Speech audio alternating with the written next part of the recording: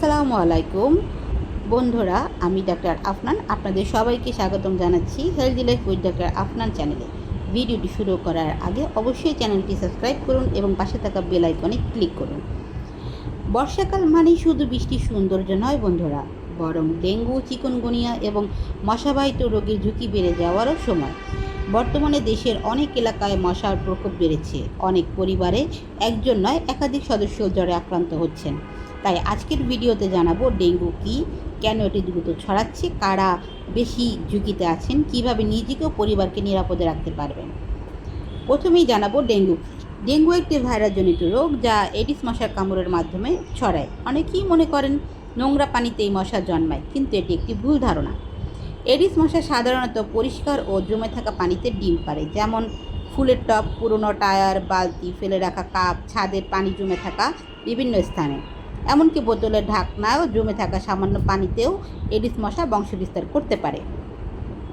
ডেঙ্গুর লক্ষণ: হঠাৎ করে 102 থেকে 4 ফারেনহাইট ডিগ্রি পর্যন্ত জ্বর আসতে পারে, সাথে তীব্র মাথা ব্যথা, চোখের পিছনে ব্যথা, শরীর, হাড় ও জয়েন্টে তীব্র ব্যথা, বমি বমি ভাব হতে পারে বা বমিও হতে পারে, ত্বকে লালচে রেশ দেখা দিতে পারে। তবে সবার ক্ষেত্রে সব লক্ষণ একসঙ্গে নাও থাকতে পারে।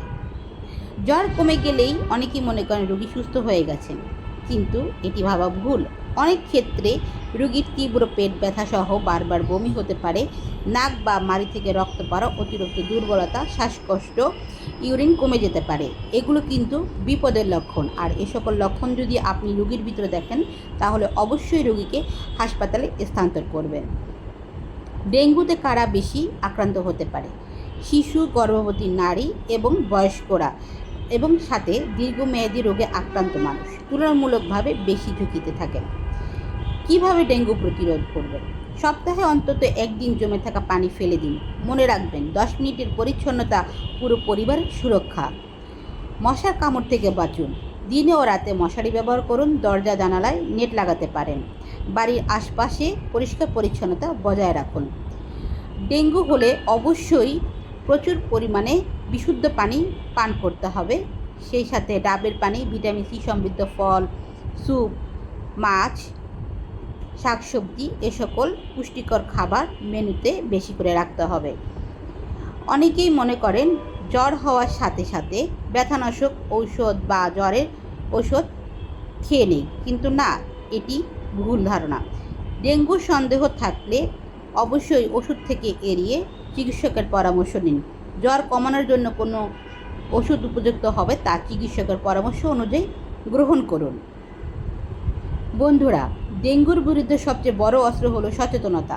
মশা জন্মাতে দেবেন না, জ্বরকে অবহেলা করবেন না, প্রয়োজনে দ্রুত চিকিৎসকের কাছে যান। আপনার সচেতনতাই আপনার পরিবারকে দেবে নিরাপত্তা। ভিডিওটি যদি আপনার উপকারে আসে তাহলে অবশ্যই লাইক করুন, শেয়ার করুন এবং healthy life with doctor Afnan চ্যানেলটি সাবস্ক্রাইব করতে ভুলবেন না। আমি ডক্টর আফনান, আবার দেখা হবে নতুন একটি স্বাস্থ্য বিষয়ক ভিডিও নিয়ে। সে পর্যন্ত ভালো থাকবেন। আল্লাহ হাফেজ।